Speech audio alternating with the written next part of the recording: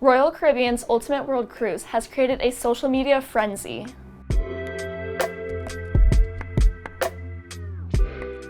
Royal Caribbean announced their first ever 274-night cruise in late October of 2023.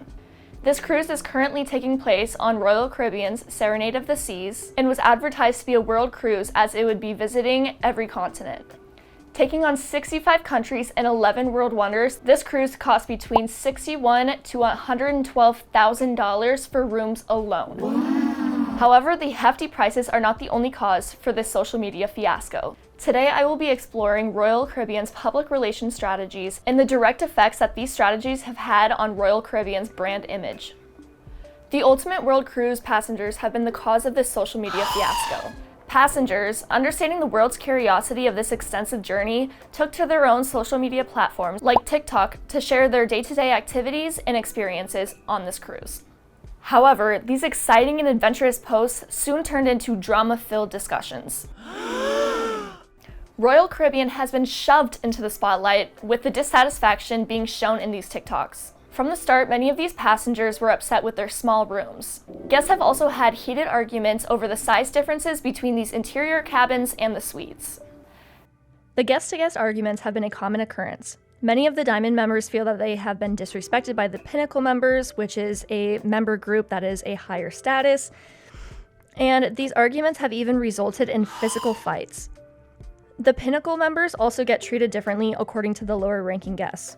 Pinnacle members have exclusive parties and performances hosted by the Royal Caribbean. The drama and tension between passengers is to be expected, however, it has simply gotten out of hand and has created a negative image for the Royal Caribbean. Now, Royal Caribbean has been practicing a common public relations practice, the inaction strategy. The inaction strategy is when a company chooses to remain silent regarding a specific issue. When news sources have reached out for a statement from the company, Royal Caribbean has refrained from commenting. These meetings are not made public by Royal Caribbean, but are sometimes talked about on the guest social media platforms. The use of the inaction strategy can be beneficial, and we can see this in Royal Caribbean's case. Now, the inaction strategy does not mean that Royal Caribbean is doing absolutely nothing to stop these issues. However, it does mean that Royal Caribbean is refraining from making any public statements. By not making any public statements, less attention is drawn to the issue at hand, and the privacy of their guests is better respected.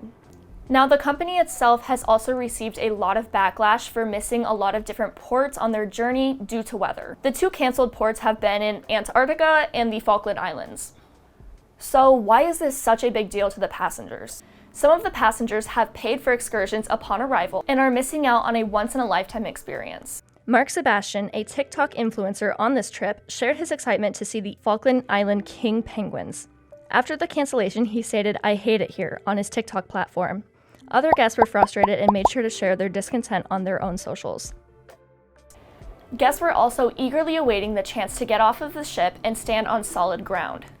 Because of the canceled ports, guests were forced to stay on board for days straight while having to experience the wrath of the Drake Passage. The Drake Passage is a body of water between Antarctica and the southern tip of South America. This body of water hosts beastly storms, producing up to 45-foot waves and tormenting winds, resulting in the majority of passengers becoming extremely seasick. Royal Caribbean has not only been practicing the inaction strategy, Royal Caribbean has begun practicing a different public relations strategy. This strategy is the excellence theory. The excellence theory provides that a company shares information in order to create open lines of conversation. Royal Caribbean has maintained open lines of conversation with their guests throughout any of the port changes or cancellations.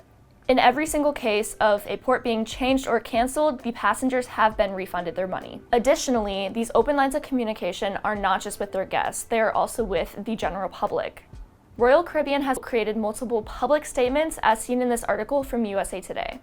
The Ultimate World Cruise has been a trending topic since December of 2023. It seems like every week there are new grievances and information being shared about the passengers' experience via their own social media platforms.